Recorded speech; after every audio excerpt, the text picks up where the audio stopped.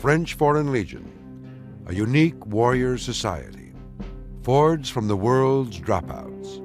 Legionnaires have tested themselves against the deserts of North Africa, the jungles of Indochina, and many hellholes in between, ready to bet their lives in starkly dangerous missions, their only payoff, survival.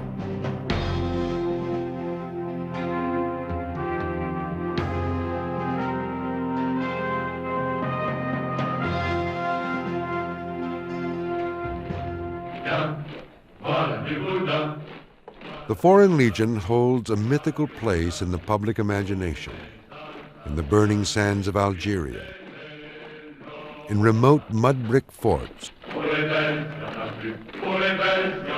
on grueling marches through scorpion-infested valleys. They fought on year after year against a fierce and determined Arab resistance. In North Africa, the Legion first carved its legend, one of glorious last stands, and as a sanctuary for the world's romantic rebels. But how real is the myth? The truth must be somewhere in between. The legionnaire is not as bad as he is portrayed, and the corps is probably not as romantic as it is often seen. And yet, its romanticism, its image, is really what makes it unique. These are people drawn from all corners of the earth, from all walks of society. In many cases, they're social dropouts. So the legionnaire is a man whom society has rejected.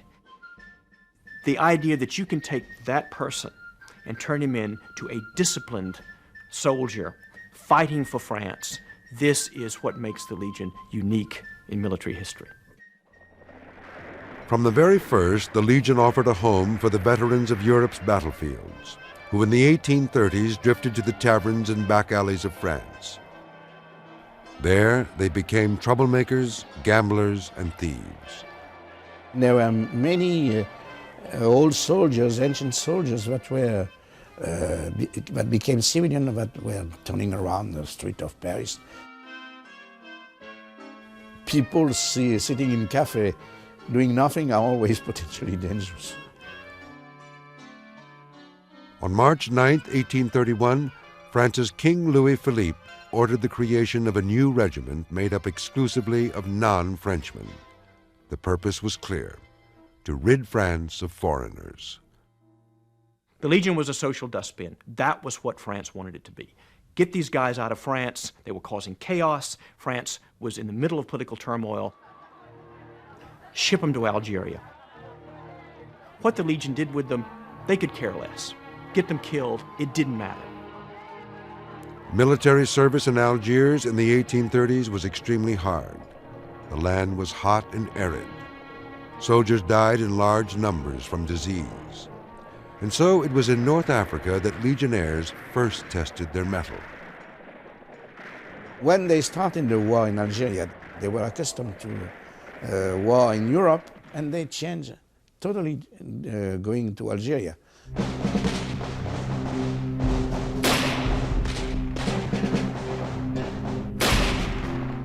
French generals in North Africa complained to Paris that the legionnaires were worthless as fighting troops. They lacked discipline. They deserted often. They even sold their equipment to the enemy. The generals wanted the Legion disbanded. But France had colonial ambitions in Africa. With the French public fed up with war, a legion of foreign men was a very useful force to have on hand.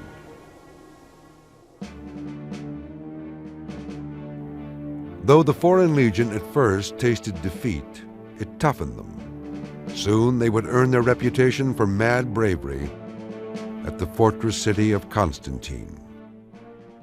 Eastern Algeria is a very bleak place, but there in the middle of this bleakness stands this rock upon which Constantine is built. It is in a bend of the river.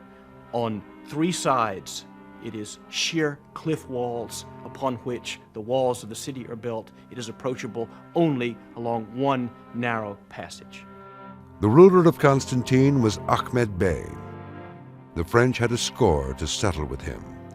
Ahmed Bey had tormented the Legion and the French to death. From this fortress in the interior of Algiers, he launched expeditions to attack the French. The French had tried to settle scores with him in 1836. They had sent an expedition toward Constantine. It had utterly failed. They had retreated, and during the retreat, they had been cut to ribbons by the troops of Ahmed Bey. They wanted revenge. In October 1837, French generals marched a force of 20,000 troops back to Constantine. It included 1,700 legionnaires. Ahmed Bey had 63 cannon manned by Turkish freelancers.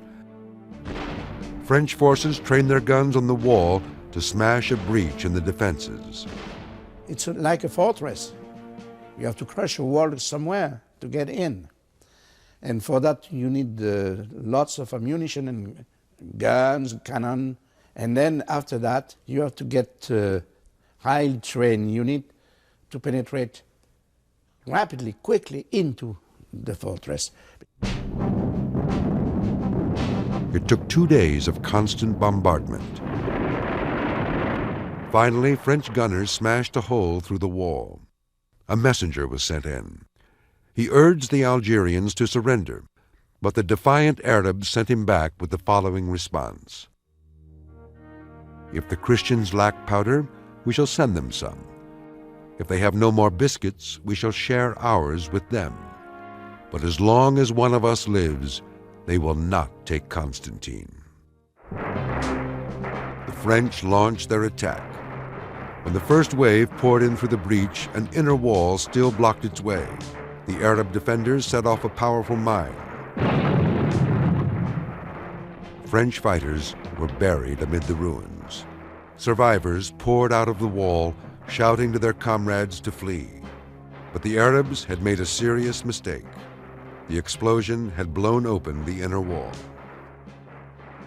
Waiting outside and watching the mayhem were 100 legionnaires led by Lieutenant Achille de Saint-Arnaud, the man determined to risk his neck to save a reputation blackened by debt and dueling.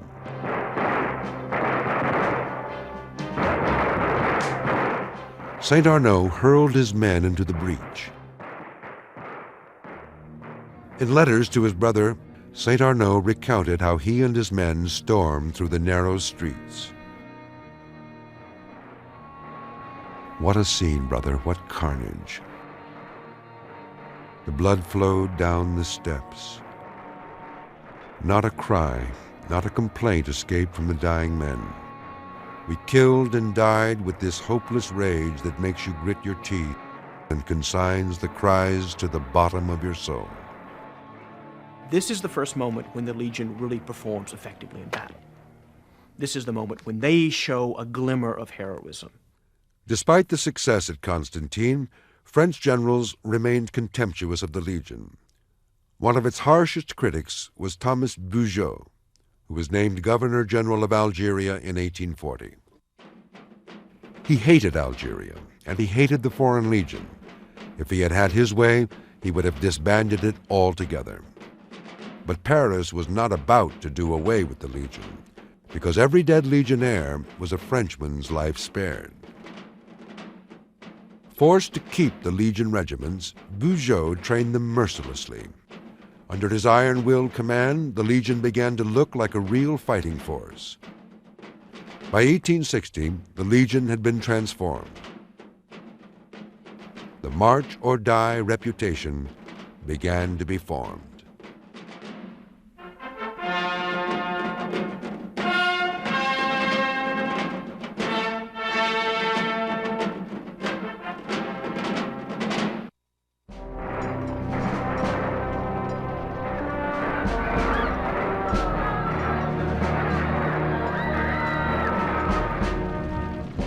France had come to depend on the Foreign Legion to fight its most thankless battles around the world, and under the Legion banner, they died in great numbers. The most famous of the Legion's slow marches into the arms of death took place at a remote mountain pass in Mexico, at a village called Cameron. The year was 1863. Mexico was in turmoil. France decided to send an army to assert French influence. a French convoy set off from the coast, carrying ammunition, arms, and 3 million francs in gold for French units besieging the town of Puebla. Captain d'Anjou, who was the administrative officer of the battalion, said, well, I'll take command of the company and will escort the convoy that will bring the money to the soldiers besieging Puebla. Captain Jean d'Anjou was a hardened veteran with many scars to show for his bravery, including a wooden hand which he used to lead his men into battle. With a meager detachment of 62 men and 2 officers, he set out for the hills. They knew this was not a sure, safe mission, and they knew that they probably would have to meet a Mexican guerrilla. Sure enough, Mexican rebel leader Colonel Milan and several thousand fighters were waiting in the hills. As d'Anjou's detachment reached the remote mountain village of Cameron, Milan attacked.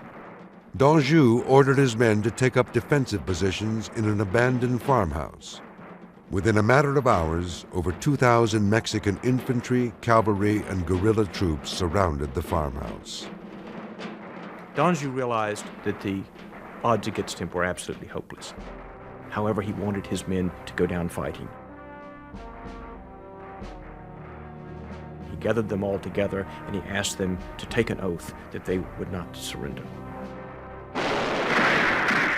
Then, in a volley of lead from the Mexican guns, d'Anjou himself was shot in the head. His wooden hand fell from his lifeless arm. Almost all the legionnaires were down. In one corner of the hacienda, which had been set on fire by the Mexicans, there were still 5 legionnaires who were holding out. Rather than surrender, they fixed bayonets and actually charged out into the Mexicans, who cut them down in a hail of gunfire. When Milan comes up, he finds his soldiers are about to finish off all of the wounded and captured legionnaires. He stops them from doing that. He looks around, he said, is this all that's left? Is this all that's kept all my troops at bay for the whole day? And when told, yes, this is all that's left, he says, these are not men, they are devils. The battle went down in Legion history as its greatest example of brave sacrifice. The wooden hand of Captain d'Anjou was recovered from the battlefield and is today the Legion's most sacred relic. Cameron becomes the central myth of the Legion. Heroic death in battle. Here, Cameron, the heroic death in battle, intersects with the anonyma, the men without names, to create a unique military legend. In 1882, as he prepared his men for a new campaign in Madagascar, Legion General François Oscar de Négrier delivered a chilling message. He told them, vous êtes des soldats pour mourir. C'est pour ça que je vous envoie là où on meurt. Legionnaires, you are soldiers to die, and I am going to send you where one dies. By the turn of the 20th century, the Legion was famous as the fighting force that would throw itself into the most suicidal battles and emerge holding victory, or at least glorious death, by the scruff of the neck. This is what James Jones in his book, The Thin Red Line, called the Thin Red Line, is when fighting soldiers cross a line where they already consider themselves dead.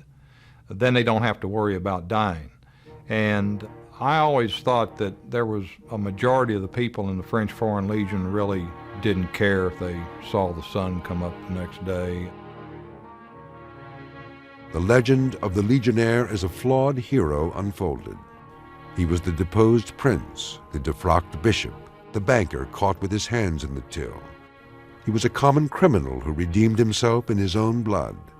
And of course, the man wounded in love, who vented his pain on foreign battlefields. And it was a place that these people would go when they had failed elsewhere and find rehabilitation, find redemption in the service of the Legion. Crucial to molding a Legionnaire was the creation of a new identity. As the new recruit entered Legion barracks for the first time, he left his old name at the door. Once you went over that line, then your past was protected, and you could change your name also, and you can change your nationality. So you could say whatever you wish to the outside world. You will be now a legionnaire, different than who you really were.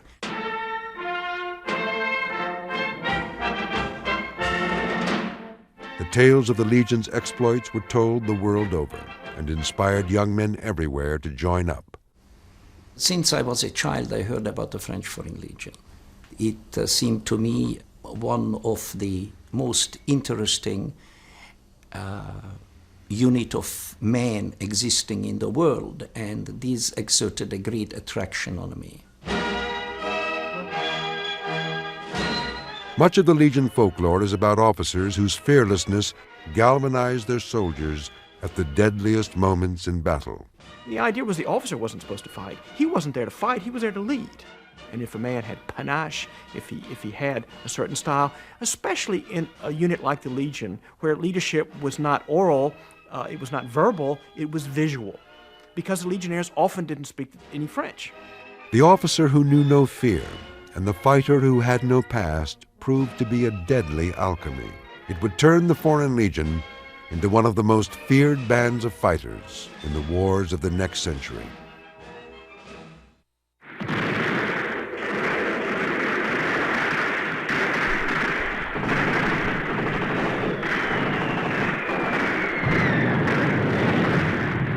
At the start of many wars, nationalist fervor and the thirst for adventure can overwhelm the fear of death. World War I was an extreme case. It is August 1914. Paris is chock-a-block with foreigners. War breaks out. There is delirium. France is going to war. The war is going to be short. It's going to be glorious. Every foreigner in Paris, which includes a large number of Americans, large numbers of British, as well as every other nationality, want to get into the action. Men of all ages lined up at recruiting stations, eager to earn medals and come home heroes.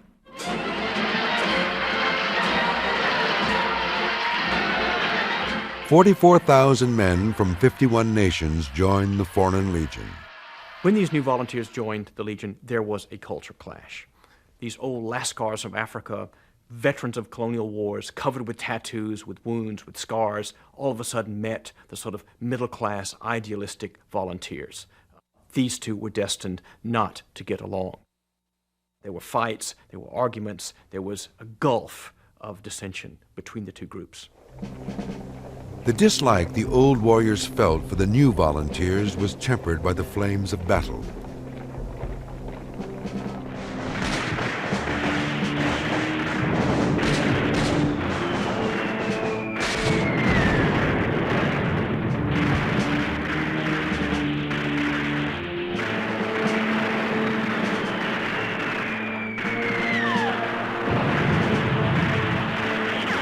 Those who survived earned each other's respect during the dark hours of trench warfare.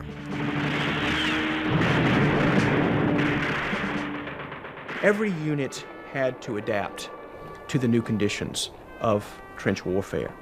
What happens in the Legion is that the Legion adapts better than many other units because the Legion is institutionalized, socialized into this idea of personal bravery is important.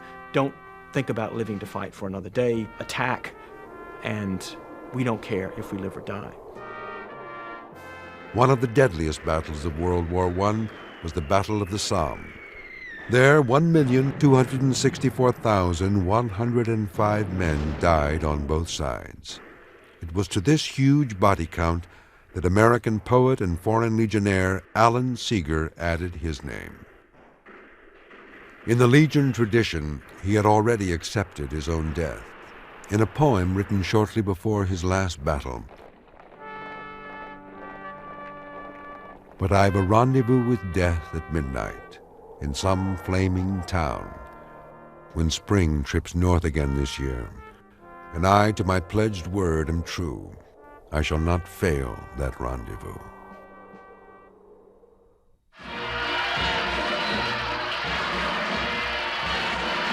Victory in World War I came at an extraordinarily high price, not least for the Legion. Over 31,000 legionnaires, a catastrophic 70% of their total number, gave their lives. Its ranks decimated, its morale broken, and its traditions in tatters, the French Foreign Legion now lay in ruin. The Legion commander between the two world wars, Paul Rollet, was determined to revitalize his beloved corps. The Legion was not doing well in the interwar years. The old corps had been utterly destroyed in the trenches of the First World War. Different sorts of recruits were coming in, very young recruit, often very ideologically motivated. You had many Jews coming in, many anti-fascists coming in. That was not the sort of person Rollet wanted. Rollet believed the Legion had become too much like other army regiments, that it was losing its identity. The way to save the Legion, he decided, was to return to its old traditions and its old romance.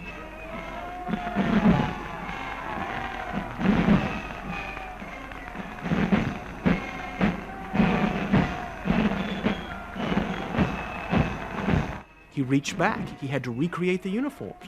The kepi blanc had died out in 1907. The epaulettes had disappeared. All of that was a revival. The Legion is a revival. It is a revival of a corps which had died. Ironically, it was Hollywood that came to the rescue. Move on. If we don't get out of Army's territory by night, no one will be alive in the bunny. Films about the Legion popularized the Legion throughout the world, especially in the Anglo-Saxon world. Without Hollywood, the Legion may well have not survived the interwar years. Many was the aimless young man who wandered into a movie theater and became enthralled by the battles amid the sand dunes and dreamed of joining the Foreign Legion. Give it up, you scum! Keep shooting! They don't like it, they're breaking! Rollet could see clearly how important Hollywood was in rebuilding the Legion myth. And yet, he hated its portrayal of his legionnaires as cutthroats and scoundrels. The Hollywood films offended Rollet for a variety of reasons. Usually, they showed the Legion officers in a very poor light.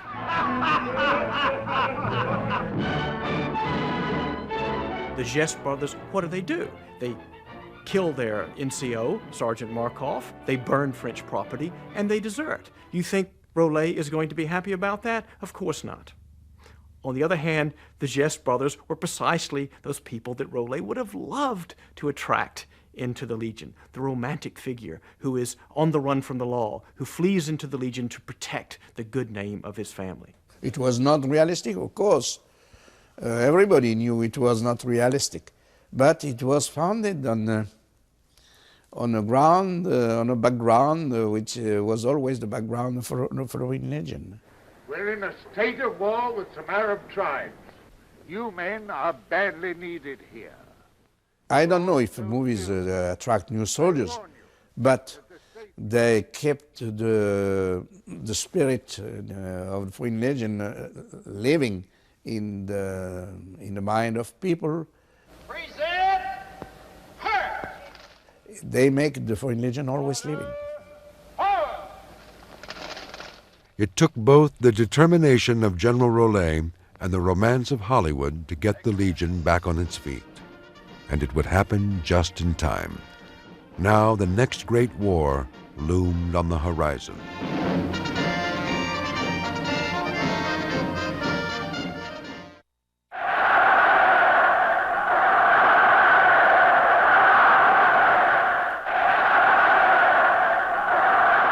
The social forces that propelled Hitler to the pinnacle of power in Germany seeped like a deadly gas across Europe. As the situation deteriorated in Europe, more and more refugees once again poured into France.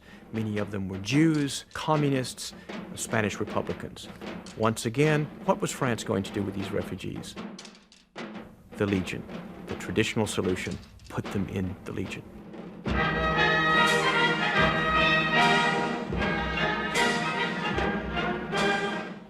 This caused enormous problems. These were not men without names. They wanted to fight for a cause. They wanted to fight Nazism. The old-timers disliked them intensely. Many of the NCOs in the Legion in this period were Germans. You can imagine the clashes between these German NCOs and these Jews and these Spanish Republicans. They hated each other's guts.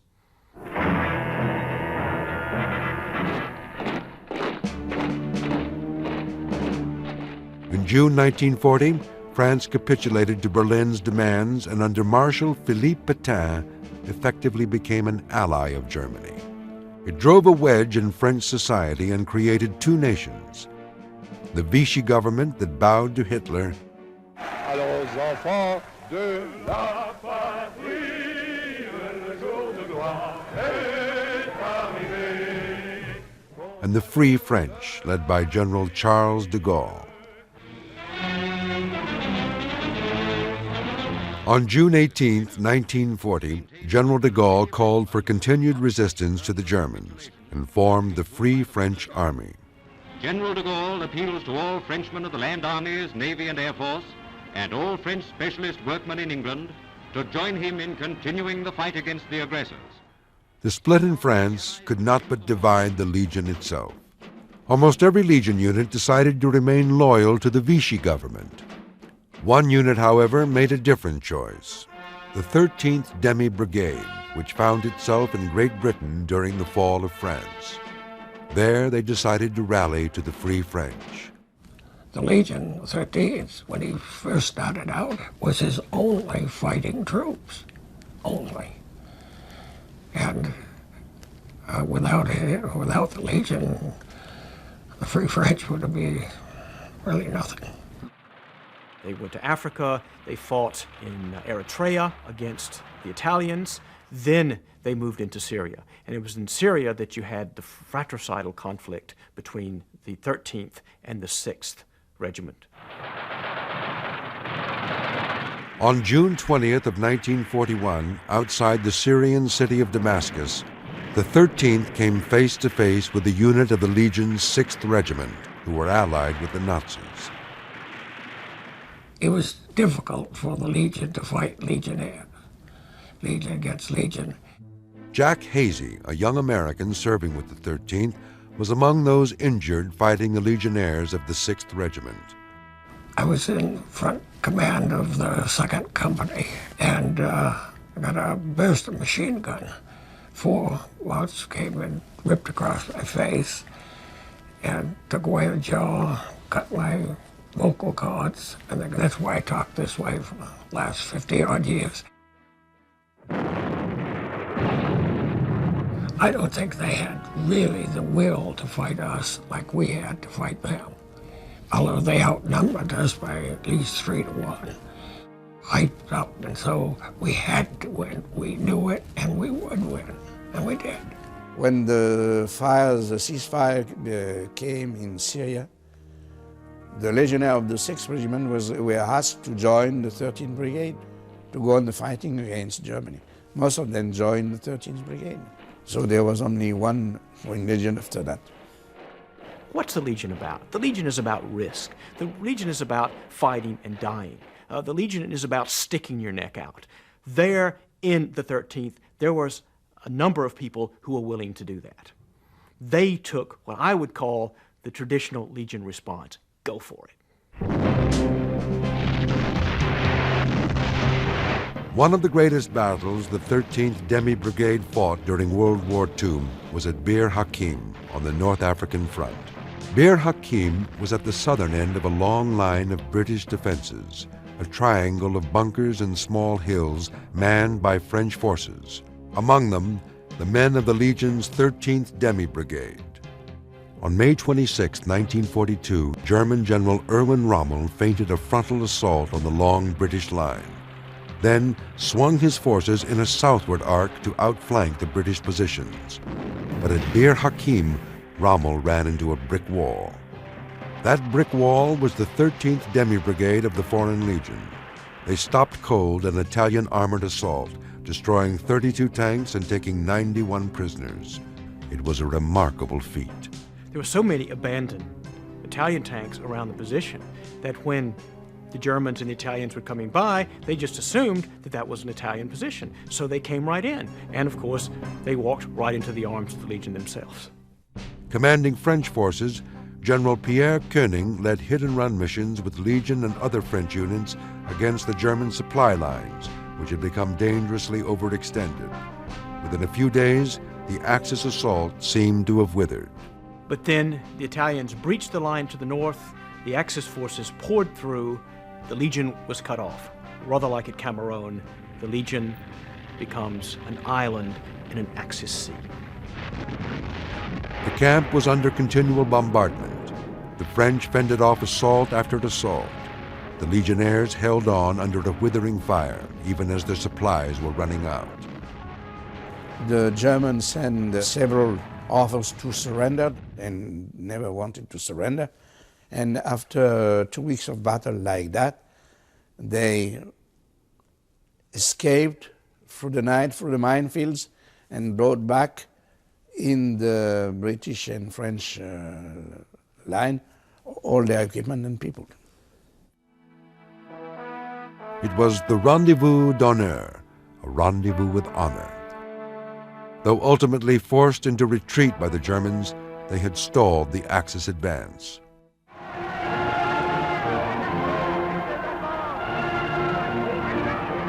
After Bir Hakeim, the tide of World War II turned. In 1944, Legionnaires and the Free French fell in behind the victorious General de Gaulle as he marched back into Paris. They had saved the day for France. But now the French Foreign Legion would head straight for a new conflict. It was France's war in Indochina. The fight for Indochina goes on unceasingly in a seesaw battle for the Rice Bowl of Southeast Asia.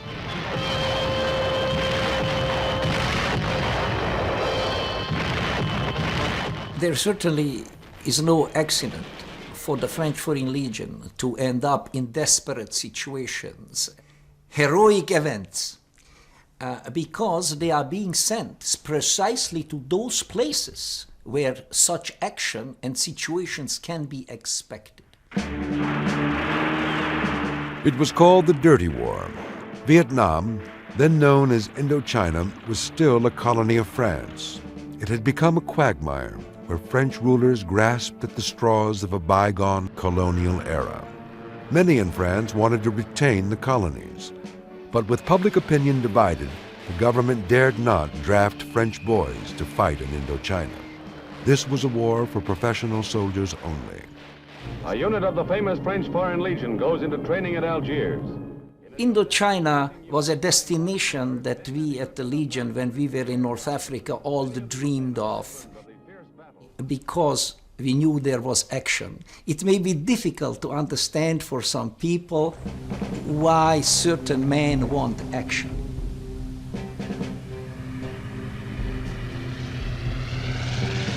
It was serving the Legion in Indochina that Hungarian-born Legionnaire Michel Capogna first killed a man. I did it somewhat reluctantly, because I saw him step out from cover and he had no idea that I was there. It was difficult for me to pull the trigger because the man didn't see me. I knew I had to pull the trigger because this is why we were there, and we were ambushing these people. We were waiting for them to leave the cover. So this is what I will remember, and I just regret that this is the way that the situation presented itself. A battle to the death is joined at Dien Bien Phu, an isolated French Union stronghold deep in communist-held territory of Indochina. Foreign legionnaires bear the brunt of the attack. The bloody finale to that unwinnable war was the siege at Dien Bien Phu in the spring of 1954. It was a terrible defeat for France. But as at Cameroon, the Legion fought with stubborn courage a battle they knew they would lose. In Dien Bien Phu, the French tried to lure the Vietnamese fighters, the Viet Minh, into a trap, but instead they were themselves trapped. The Viet Minh massed in the surrounding hills and began to bombard French positions.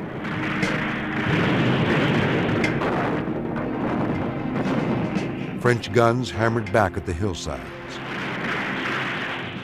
Then the Viet Minh sent in huge waves of infantry.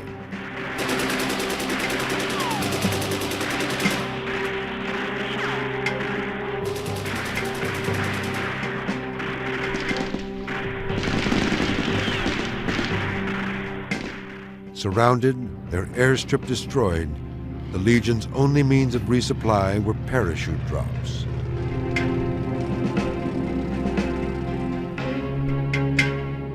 Paratroopers and legionnaires rushed to the aid of their trapped comrades. I do remember that number of legionnaires who had finished their term re-enlisted just for the privilege, with the very clear understanding that they would be parachuted into Dien Bien Phu.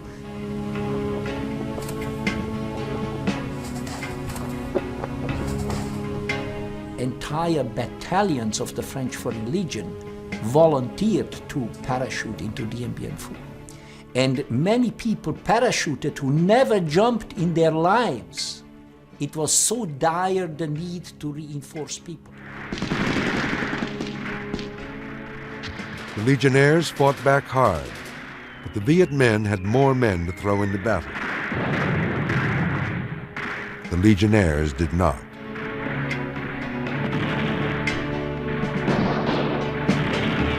An estimated 4,000 legionnaires and paratroopers died at Dien Bien Phu. At 5:30 in the afternoon of May 7th, the last living legionnaires surrendered. That was the final straw. 1 month later, France pulled out of Indochina for good. I had been fighting years and years in Vietnam. I did it because I was ordered to do it, and I did it on my best. As the Foreign Legionnaire I was commanding, we did our best, but we knew it was a senseless war. Indochina, Dien Bien Phu was, for the Legion, a stab in the back. The government had let them down, had not given them the resources, and then sold out Indochina at the peace table in Geneva in June 1954. The Legion was determined that their spiritual homeland, Algeria, would not be abandoned by the French government. They would fight to the last to defend Algeria. Legionnaires rode helicopters into the mountain stronghold of Algerian rebels this summer, hoping to crush the grave challenge to France's crumbling African empire. And indeed, in November 1954, just 6 months after the debacle at Dien Bien Phu, war broke out between Arab guerrillas and French colonial forces. France hoped for a quick victory. Instead, the war dragged on. The guerrillas resorted to terrorist bombings and assassinations. The Legion struck back with torture and brutal reprisals.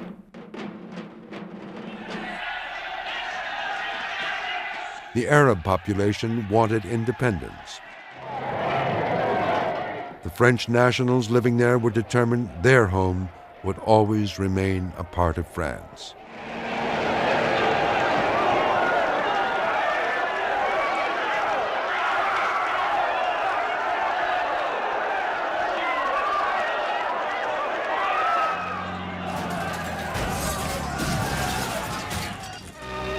Tensions and dissatisfactions felt in Algiers erupt in Paris.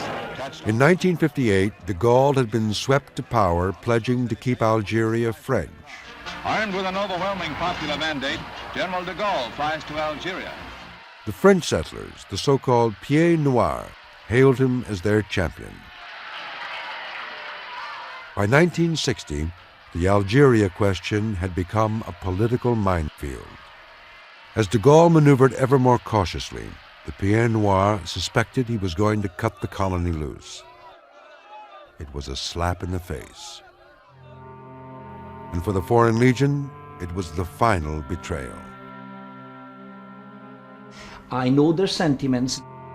They must have felt that they were abandoned by the French government, that their sacrifices were for naught.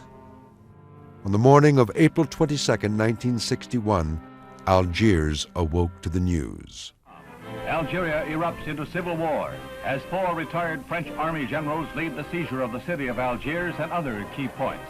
They have the aid of the units of the French Foreign Legion and the army. Determined not to lose Algeria, one unit of the Foreign Legion joined in the conspiracy to overthrow de Gaulle and the French government. Once again, the Legion was torn by divided loyalties. Phone calls were pouring into Legion headquarters at Sidi Bel Abbès from Legion units all over Algeria. What do we do? The instructions were clear. The Legion is made up of foreigners. Foreigners cannot turn their guns on French people. Therefore, the Legion must remain loyal. Those units who rebelled against de Gaulle were therefore isolated by their own Legion brothers. De Gaulle immediately took to the airwaves and urged a stunned France to come to his aid. French citizens and the army rallied behind him, and the plot failed outright. It was called the Victory of the Transistors. But then his defense minister, himself a former legionnaire, reminded de Gaulle that it was one Legion unit that had been the first to come to his aid in World War II. So once again, the Legion had survived.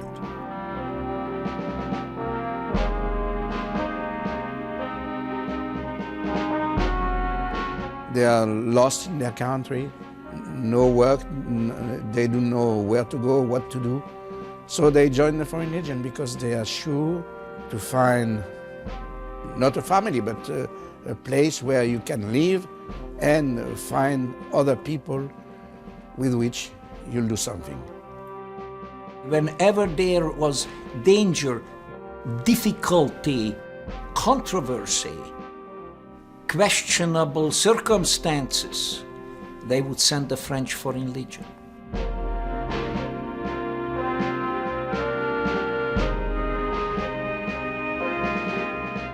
They were unwanted in their own countries and unwanted in France.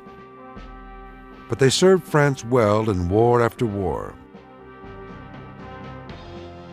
They became a tradition. Their orders were march or die. They did both. The survival of the Legion is a remarkable achievement. If you were a betting person, would you have bet on the Legion in 1831? Would you have bet on the Legion in 1841 when Bugeaud wanted to abolish it? Would you have bet on the Legion in 1921 when it had been destroyed in the trenches of the First World War? Would you have bet on the Legion in 1961 when it had rebelled against the French government? That the Legion survived is testimony to the power of its myth. It is the myth which makes the Foreign Legion, which counts for its survival. In the end, it was their home. It was their country. Legio Patria Nostra. And their flag was the banner of the French Foreign Legion.